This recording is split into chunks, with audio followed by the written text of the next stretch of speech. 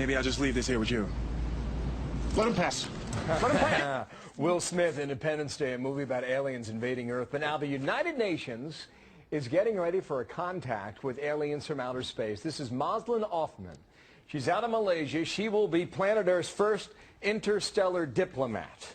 And Michio Kaku is a theoretical physics professor, also host of the Science Channel series, Sci-Fi Science Physics of the Impossible, which is doing great, by the way. How are you doing, by the way? Very good. Nice to see you, Michio. And I don't know, is this a goofy idea? Is this a serious idea? What the world is the UN doing involved in this? Well, don't expect flying saucers to land on the White House lawn anytime soon, announcing, "Take me to your leader."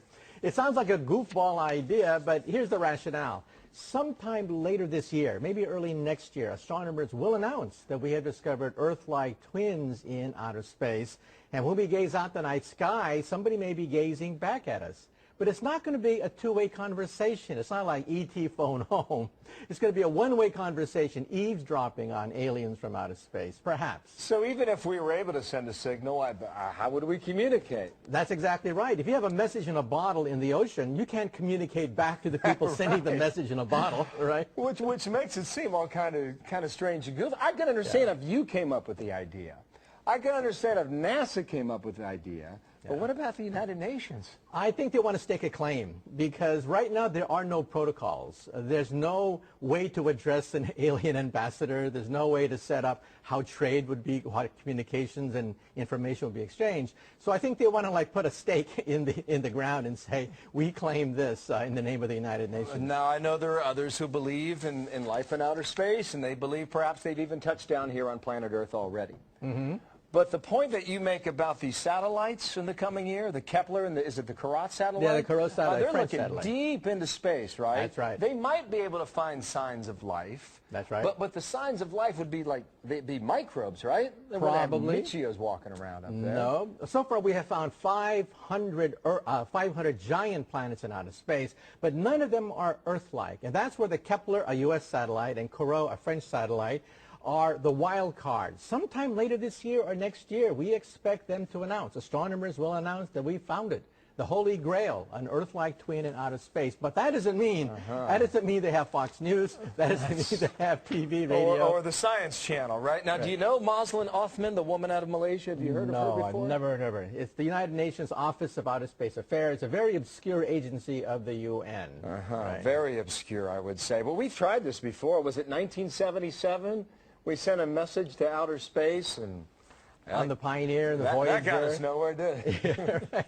And first, I think it's premature for us to announce our presence in outer space until we know their intentions, right? I mean, they may view us as lunch, in which case maybe it's a good idea to keep ourselves a little bit obscure and for a while. And as someone said, if they're looking for intelligent life, they don't want to start the United Nations. That was what they said anyway. Michio, thank you. We'll see how the department does, and who knows, maybe they'll give us an interview. And so when that alien touches down and watches your program, by gosh, you can give him the signal. Okay. Thank you, Michio. Don't listen to him. The New York Times reports on the discovery of an Earth-like planet 1 solar system away. This image shows how the surface of the rocky planet might look. It is the closest potentially habitable world ever detected outside our solar system. Charlie D'Agata in London shows us why astronomers are so excited. Charlie, good morning. Good morning. Well, in the quest to find life on other planets, astronomers say there are really two deal breakers. There's got to be that, a star that kind of acts like the sun, and some of this. They think this planet has both, and it's been sitting under their noses all along. Turns out the next star over in our privileged little corner of the galaxy has a planet that looks a lot like ours. At a mere 4.2 light years away, Proxima b is sitting right on our astronomical doorstep. Huge news, just ask theoretical physicist Michio Kaku. Astronomers have hit the jackpot. This is a dream. He's a fool who sold himself to capitalists who care nothing about science. They worship money. Don't listen to him. Always something that I've done, but I don't want to live that way. Reading into every word you say. You said that you could let it go.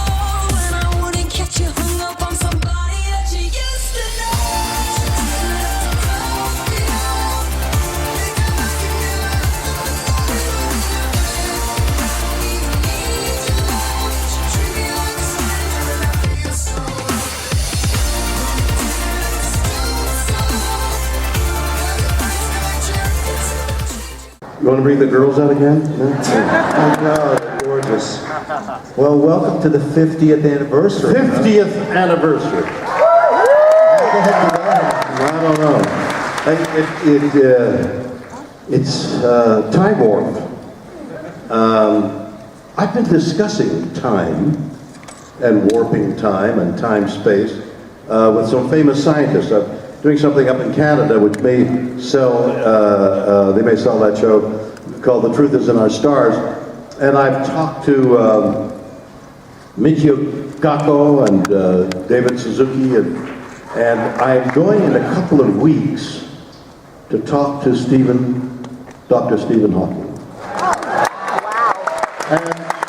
And I tried to get through his book, A Brief History of Time. It's not brief. And it doesn't have much to do with history. And everybody I've met who is acquainted with the subject, I'm continually asking, look, I hear space-time all the time. No, space-time, it's space-time. That without space, without time, it's time and the space is the time. Hard to comprehend what it is. Well, I don't comprehend what it is, so I ask these very important people who are working in the field, what is space-time? And they say, well, the gravitational force takes the photon of a light and it bends the photon of the light. So without space, without time, you cut the time that comes. I said, well, wait a minute. If in 13, and I said this to Dr. Kaku, in 13.5 years, he says, no, 13.8 billion years. He corrected me by 0.3 billion years. If that photon, I said to him, if that photon of light at that farthest galaxy takes 13.8 billion years to reach my eye, isn't that time? And he said, yes, but the space-time and the time and the space and the space and the time. And I couldn't understand, my opening sentence to everybody, including it will be to Dr. Hawking, what is space-time? And I can't, and I know 17 people just raised their hands. I'll tell you about space-time. But it's a concept that I just can't get through my head. Well, you can understand time, the passage of time. Are you going to explain to me what space-time is? Yes. And you can understand the idea that there's space, there's a distance between you and these 6,000 people. Wow. You said that with a measure of pride, too. Yeah. Creation, 6,000 people are in the audience. But it takes a certain amount of time yes. for you to pass from here all the way over to the other side of the auditorium. Right, that's space. That is time going, that is time going through space. You see, that's not what they mean at all. That shows me that you have no idea. I mean, so the guy said, one of the gentlemen said, well, there are 3 dimensions, space, length, width, right? And then you add the concept of time. So something happens within that space, you got time. That's the 4th dimension. Yeah.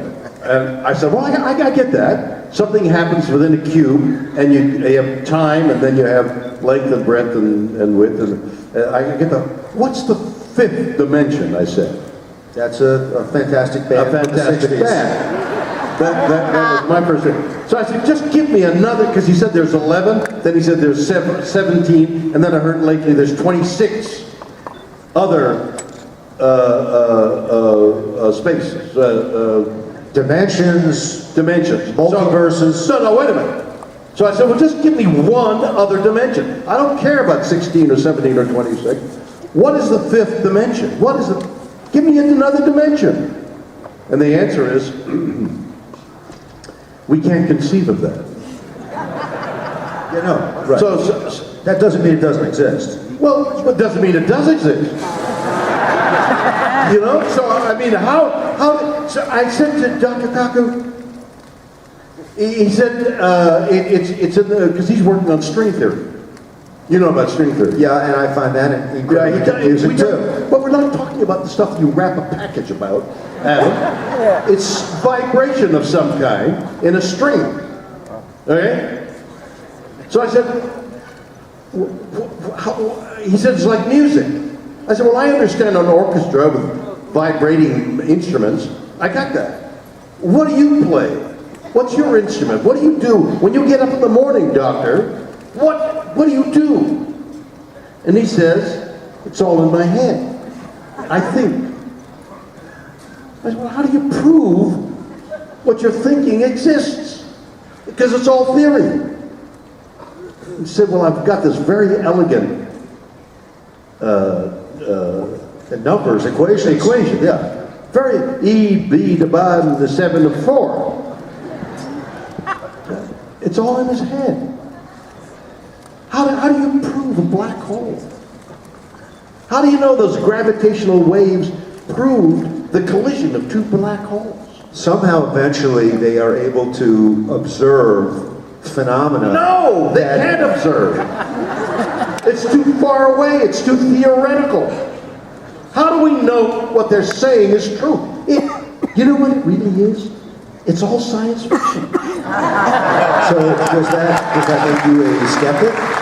No, well, science fiction says this is a story that I'm making up, and there's this thing called wormholes, and that's a science fiction concept. Although these scientists say there are wormholes. How do you know?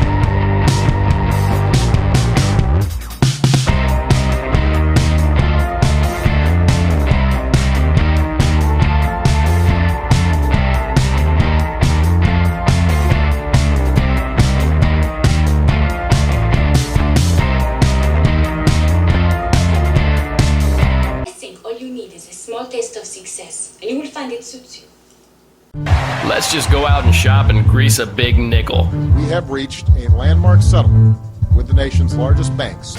They take our property away, just like Thomas Jefferson said they would. Those sons of bitches!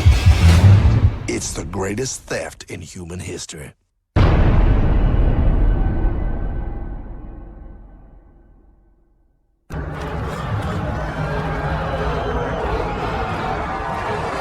Thank you.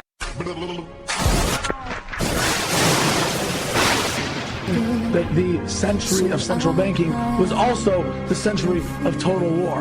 Bring our troops home.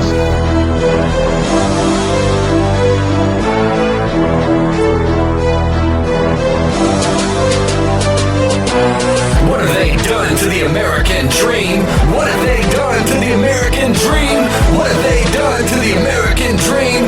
What have they done to my American dream? What have they done to the American dream? What have they done to my American dream? What have they done to the American dream? American dream, American dream. They Just look at them up there as they stand up and smile, as they want to announce that women can now serve on that front Green Mile. No mention of now how the fact that more soldiers killed themselves in 2012 than KIA by the enemy. What's going on here? Bin Laden dead, Hussein dead, even motherfucking Gaddafi. Only 2 of those got videos that spread. Now it seems second inauguration, one limps, but neither one seems right in the head. But don't worry, everything's fine. Dollars in decline as karma always bounces it in time. GDP's a joke, we be making nothing but bombs, yo. What the hell is wrong with most of you? No space program, no kids dreaming about going up anymore. What have they done to my American dream? What have they done to my American dream? What have they done to my American dream? American dream, American dream. What have they done to the American dream? What have they done to the American dream? What have they done to our American dream? American dream, American dream. So yeah, hey, why not? Let's just keep trading up our gold for that worthless paper. As we all watch our national pride go to vapor, preemptive war will never come to these shores. Man, I miss Ron Paul bad, and the dreams of the peaceful future we could have all had. But now we are left with a culture gone mad. Everyone just straight tripping as we spend ourselves into oblivion. All of you whom poked and joked and prodded at the 9/11 truthers for having to facilitate this dark future. We were only asking questions. Now 11 years plus, you see who it is really who truthfully has the violence obsession. Is this a new year or is this a new low? Will we choose love or will we choose fear? Or will we just be dealt another blow? What have they done to the American dream? What have they done to the American dream? What have they done to the American dream? American dream, my American dream. What have they done to the American dream? What have they done to my American dream? What have they done to the American dream? American dream, American dream. What have they done to our American dream? What have they done to my American dream? What have they done to our American dream? American dream, American dream.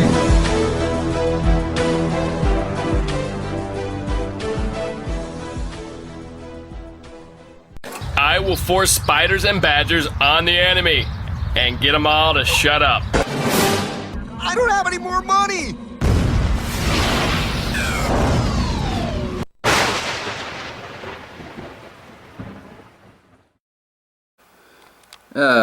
Look at this frickin' Masonic cocksucker. Oh my goodness gracious.